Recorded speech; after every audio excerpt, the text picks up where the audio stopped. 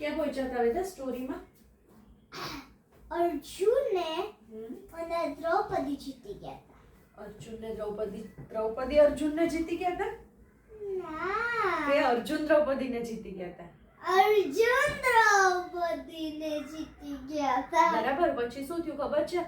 અર્જુન તો ક્યાં રહેતા હતા? વનમાં રહેતા હતા. વનમાં રહેતા હતા ને. કુંતી માતા તો ભક્તિ કરતા હતા અને પાંચેય ભાઈ આવ્યા હતા સ્વયંવરમાં. બરાબર ને? તો પછી જીતી ગયા અર્જુન. એટલે અર્જુને શું કર્યું? દ્રૌપદીને લઈ અને વનમાં ગયા. ઈ કે આપણે આપણા માતાની પરમિશન તો લેવી પડે ને, એના મમ્મીની પરમિશન લેવી પડે ને લગ્ન કરતા પહેલા. એટલે ઈ કે આપણે પહેલા જઈને પરમિશન લઈ આવીએ અને પાછા ક્યાં આવશું? પાંચાલ નગરીમાં આવશું અને ત્યાં લગ્ન કરશું. બરાબર ને? એટલે શું કર્યું ખબર છે? દ્રૌપદી અને અર્જુન અને ભીમ, બરાબર, ઈ છે ને ત્યાં ગયા, વનમાં ગયા. ત્યારે કુંતી માતા શું કરતા હતા ખબર છે? ભગવાનની પૂજા કરતા હતા. ભગવાનની પૂજા કરતા હતા ને ત્યાં સુધી હજી દ્રૌપદીને પણ ખબર નહોતી કે અર્જુન રિયલમાં કોણ છે.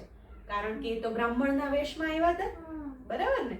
તો દ્રૌપદીને આમ છે ને આમ ખબર તો હતી જ કે આ તો અર્જુન જ છે, પણ અર્જુને એને સાચું કીધું નહોતું. બરાબર ને? તો ચાલતા ચાલતા જતા હતા ને તો દ્રૌપદીએ પૂછ્યું, ઈ કે તમારું નામ તો કયો મને. તો અર્જુનને તો પોતાનું નામ તો અર્જુન છે એવું તો કહેવાનું નહોતું. એટલે એ ભૂલથી બીજું નામ બોલ્યા. ભીમ બીજું નામ બોલ્યા. ખોટું બોલવું હોય તો બે વ્યક્તિ એક સાથે ખોટું બોલી શકે? ના બોલી શકે ને. તો ભીમે ખોટું બોલ્યા, અર્જુને ખોટું બોલ્યા, તો બે અલગ અલગ નામ બોલ્યા. પછી તો દ્રૌપદીને ખબર પડી જાય. બરાબર?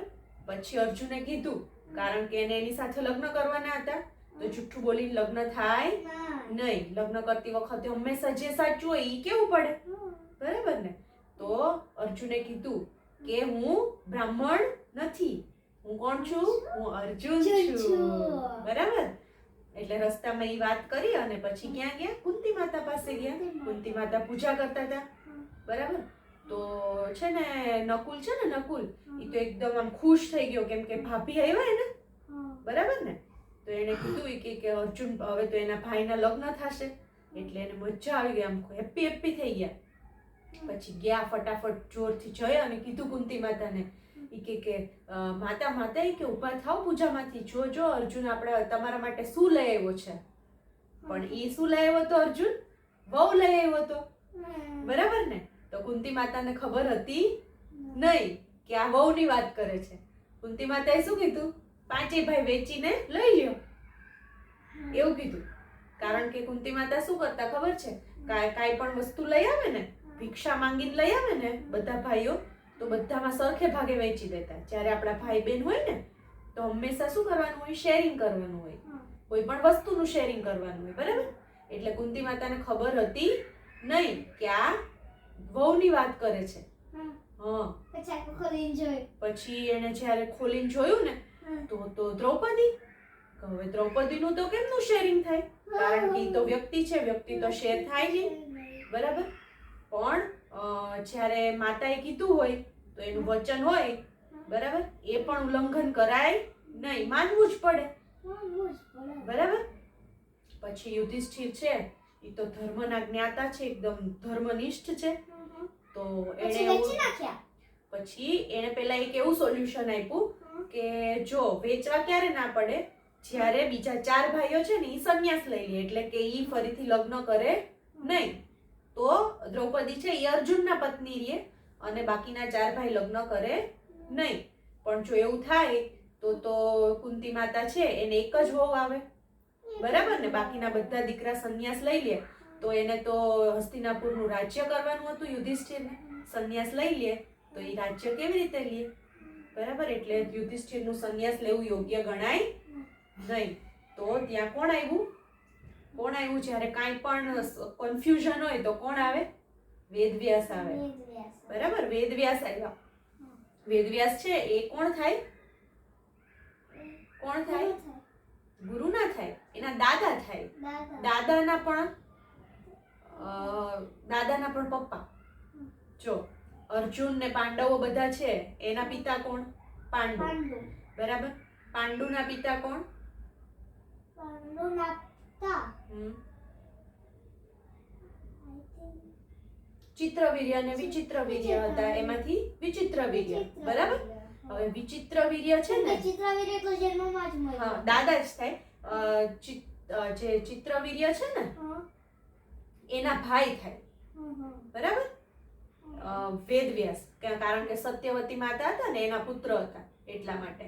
તો વેદવ્યાસ આવ્યા ને તો એને સોલ્યુશન આપ્યું કે જ્યારે તમારે શું કહેવાય કે આવી રીતે ધર્મની પરીક્ષા થતી હોય ને ત્યારે તમે એક વ્યક્તિને વેચી શકો. પણ કેવી રીતે વેચવાની ખબર છે? એક સમયે દ્રૌપદી એકની જ પત્ની રહે.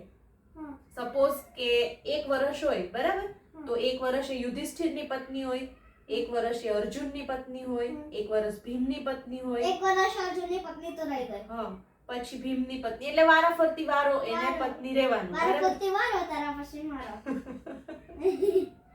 બરાબર. એટલે એવી રીતે એ લોકોએ ડિસાઈડ કર્યું, નક્કી કર્યું. બરાબર. અને પછી એવું નક્કી કર્યું કે સપોઝ કે જેની પત્ની હોય, બરાબર, એના રૂમમાં એને પૂછ્યા વગર જવાનું નહીં, એના રૂમમાં જ જવાનું નહીં. અને જો ભૂલથી બી જવાઈ ગયું તો શું કરવાનું? 1 વર્ષ માટે તપ કરવા જવાનું. તપ જ કરવા છે. હા, એવું એ લોકોએ ઇન્ટરનલી ડિસાઈડ કરી લીધું, કારણ કે આ તો ધર્મનો પ્રશ્ન હતો. બરાબર. એક તો માતાની વાતય માનવી પડે અને બીજું વ્યક્તિને શેર પણ ના કરે. બરાબર. એટલા માટે એ લોકોએ એવું વચ્ચેનો રસ્તો વેદવ્યાસે એમને આપ્યો.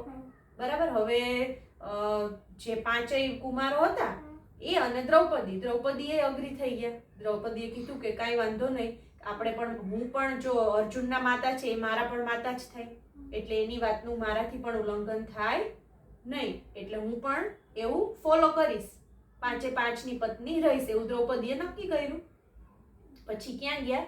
પાંચાલ ગયા ને તો ત્યાં દ્રુપદને કીધું, કારણ કે દ્રુપદે તો લગ્નની તૈયારી કરી લીધી હતી, તો એને તો અર્જુન સાથે જ લગ્ન નક્કી કર્યા હતા. પણ આ તો 5 ભાઈઓ સાથે લગ્ન કરવાના હતા. એટલે દ્રુપદ છે ને પેલા તો ખીચણ આવી કે હું મારી પુત્રી છે એને કઈ આવી રીતે 5 પતિ હારે ના લગ્ન કરાવું. તો પછી છે ને પેલા વેદવ્યાસ આવ્યા. વેદવ્યાસ કે જ્યારે તારી પુત્રી જન્મી ત્યારે તે જ કીધું તું કે એને સંસારના સૌથી વધારેમાં વધારે દુઃખ મળે, કારણ કે દ્રુપદને ત્યારે દીકરી જોતી નહોતી ને, એટલા માટે એને એની દીકરી માટે બહુ જ દુઃખ માંગ્યા હતા. તો એ કે હવે તે તો માંગ્યું જ છે એટલે તારે તો ભોગવવું જ પડશે. હા, કારણ કે તે જ માંગ્યું છે એવું. બરાબર. એટલે પછી શું થયું કે દ્રૌપદીના 5 પાંડવો સાથે લગ્ન થયા. બરાબર. હવે 5 પાંડવો સાથે લગ્ન થયા એટલે ત્યાં સુધીમાં તો રિવીલ થઈ ગયું હતું કે આ અર્જુન જ છે, એટલે હસ્તિનાપુરમાં ખબર પડી ગઈ હતી કે આ અર્જુન છે. તો જ્યારે લગ્ન થતા હતા ને ત્યારે ભીષ્મ પિતામહ આવ્યા પાંચાલમાં અને એણે કીધું કે હવે ચાલો તમે હસ્તિનાપુર, કારણ કે તમે તો જીવતા છો, અત્યાર સુધી તો કોઈને ખબર જ નહોતી કે એ જીવતા છે. એટલે પછી ક્યાં આવ્યા? હસ્તિનાપુર. હવે બધા 5 પાંડવો અને દ્રૌપદી હસ્તિનાપુરમાં આવ્યા. પછી ખાધું પીધું ને હજી પછી કહીશું તને, હવે કાલે થોડી રોજ. જો પછી છે ને હસ્તિનાપુરમાં આવ્યા ને તો ભીષ્મ પિતામહને પણ ગમ્યું નહીં કે આ 5 પતિ હારે લગ્ન કરે તો એ બરાબર કહેવાય નહીં. તો એ તો ગુસ્સે થઈને જતા રહ્યા. તો છે ને દુર્યોધનને તો મજા આવી કે હવે ભીષ્મ પિતામહ આ લોકોથી ગુસ્સે થયા છે ને પાંડવોથી, તો હવે તો એને રાજ્ય આપશે નહીં, એટલે મારું કામ થઈ ગયું. પણ પછી શું કર્યું ખબર છે? ભીષ્મ પિતામહ શું કરે? રોજ સવારે છે ને સૂર્યદેવને જળ ચડાવે. બરાબર. ગંગા નદીના કિનારે જાય અને સૂર્યદેવને જળ ચડાવે. બરાબર. પછી દ્રૌપદી છે ને એમને મનાવા ગયા પાછળ. પછી એને આખું વિસ્તારમાં વર્ણન કર્યું બધું કે શું થયું હતું, કે કુંતી માતાએ કેવી રીતે ભૂલથી છે ને એને બધા વચ્ચે વેચી દીધા હતા, પછી કેવી રીતે વેદવ્યાસે એમને સોલ્યુશન આપ્યું હતું. એ દરેક વસ્તુનું એને આમ સમજાવ્યા ભીષ્મ પિતામહને. પછી શું થયું? ભીષ્મ પિતામહ કે જો હું આવા તમારા કામમાં સાથ આપું તો એ કે સૂર્યદેવ છે ને મારું જળ સ્વીકારે નહીં, એમ કરીને એને છે ને સૂર્યને અર્ધ્ય આપ્યું. તો સૂર્યદેવે કીધું કે તું દ્રૌપદીનો સાથ નથી આપતો, મતલબ તું ખોટું કામ કરે છે, કારણ કે દ્રૌપદીની અને પાંડવોની આમાં કોઈ ભૂલ છે નહીં. તો સૂર્યદેવે એનું અર્ધ્ય ના સ્વીકાર્યું.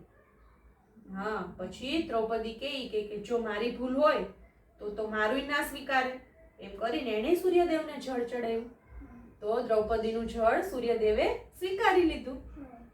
એટલે પછી ભીષ્મ પિતામહને ખબર પડી કે આમાં દ્રૌપદી અને પાંડવોનો કાંઈ વાંક નથી, કે એણે કોઈ અધર્મપૂર્ણ કાર્ય કર્યું નથી. એટલે પછી એણે શું કર્યું કે એમને સ્વીકારી લીધા, એમની વાત માની લીધી. અને પછી યુધિષ્ઠિર તો હતા જ હસ્તિનાપુરના યુવરાજ, બરાબર ને? એટલે હવે પાછો પ્રશ્ન અહીં આવ્યો. શું પ્રશ્ન આવ્યો? હસ્તિનાપુરના રાજા કોણ બને? દુર્યોધન કે મારે બનવું છે, અને યુધિષ્ઠિરનો પણ યુવરાજ હતા એટલે યુધિષ્ઠિર પણ રાજા બનવાને લાયક છે.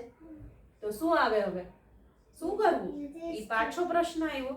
થોડોક સમય થયો ને પછી ભીષ્મ પિતામહ કે મને છે ને બિલકુલ પસંદ નથી કે આટલું મોટું હસ્તિનાપુર છે એના ભાગ પાડવા. એ મને પસંદ નથી, પણ જો હું ભાગ નહીં પાડું ને તો એ કે આ પાંડવો અને કૌરવ અંદર અંદર યુદ્ધ કરશે, ઝઘડશે, મારે રાજા બનવું કરીને. એટલે એમણે શું નક્કી કર્યું કે અડધું રાજ્ય યુધિષ્ઠિરને આપી દઈએ અને અડધું રાજ્ય કોને આપીએ? દુર્યોધનને આપી દઈએ. તો દુર્યોધન શું કે ખબર છે કે અડધું રાજ્ય નહીં, હું કહું ને ઈ ભાગ આપવાનો. તો એને શું નક્કી કર્યું કે હસ્તિનાપુર છે ને, હસ્તિનાપુર એની એકદમ બહારની સાઈડ એકદમ જંગલ વિસ્તાર હતો, જ્યાં નાગોનું સામ્રાજ્ય હતું. નાગ બધા રહેતા હતા ત્યાં, અને જંગલ, ત્યાં કોઈ એટલે કોઈ વસ્તુ હતી નહીં, ના કોઈ માણસો. રાજ્ય કોની ઉપર થાય? કોઈ માણસો તો જોઈએ ને ત્યાં રાજ કરવા માટે, પણ એવું ત્યાં કશું હતું નહીં. એનું નામ હતું ખાંડવપ્રસ્થ. શું હતું? ખાંડવપ્રસ્થ. ત્યાં આખું આમ સાપ જ સાપ, કઈ નહીં, બરાબર? એટલે એને એવું કીધું યુધિષ્ઠિરને કે તમે ખાંડવપ્રસ્થ જાઓ. તો યુધિષ્ઠિરે તો હા પાડી દીધી કે આપણને આપણા જે ભીષ્મ પિતામહ છે, પિતાશ્રી, એમણે કીધું છે. અને ભીષ્મ પિતામહે એવું કેમ કીધું હતું કે આ લોકો અંદર અંદર ઝઘડે નહીં, એટલા માટે કે યુધિષ્ઠિર તો હોશિયાર જ છે, ધર્મનિષ્ઠ છે, એટલે એ તો એનું રાજ્ય પાછું ઊભો કરી લેશે. એટલા માટે એમણે એવું નક્કી કર્યું. એટલે હવે પાંડવો ક્યાં ગયા? ખાંડવપ્રસ્થ ગયા. અને કૌરવો ક્યાં રહ્યા? હસ્તિનાપુરમાં રહ્યા. પછી તો એ ખાંડવપ્રસ્થ રહ્યા જ નહીં ને. રહેશે. હજી તો તું સાંભળીશ ને રોજ રોજ આગળ તો કે ને હવે બસ ચાલો હવે એમ જો કેટલા વાગી ગયા. ચાલો હવે સવાર સ્કૂલે જાવ ને, કાલ ડબ્બા પાર્ટી. અરે યાર મને તો ક્વેશ્ચન તો પૂછી લે. પેલું મીરાબાઈનું. શું મીરાબાઈ? અરે મીરાબાઈની ક્વેશ્ચન. કયો મીરાબાઈનો? અરે પેલા પૂછ્યો તો ને કુંતી માતા, એ વાળો ક્વેશ્ચન. કુંતી માતાએ પ્રશ્ન એવો પૂછ્યો તો પાંડુ રાજાને કે અહલ્યાબાઈ છે, અહલ્યાબાઈ, હા એ વાળો. અહલ્યાબાઈ છે, એને ભગવાને કેમ માફ કરી દીધા? કેમ કે અહલ્યાબાઈને એવી જાણી જોઈને ભૂલ જ નહોતી થઈ ને. તે જવાબ ગોખીને રાખ્યો છે, એટલે તે મને ક્વેશ્ચન પૂછવાનું કીધું. ઓકે ચાલો સુઈ જાઓ. જય શ્રી કૃષ્ણ. જય શ્રી કૃષ્ણ. ગોખી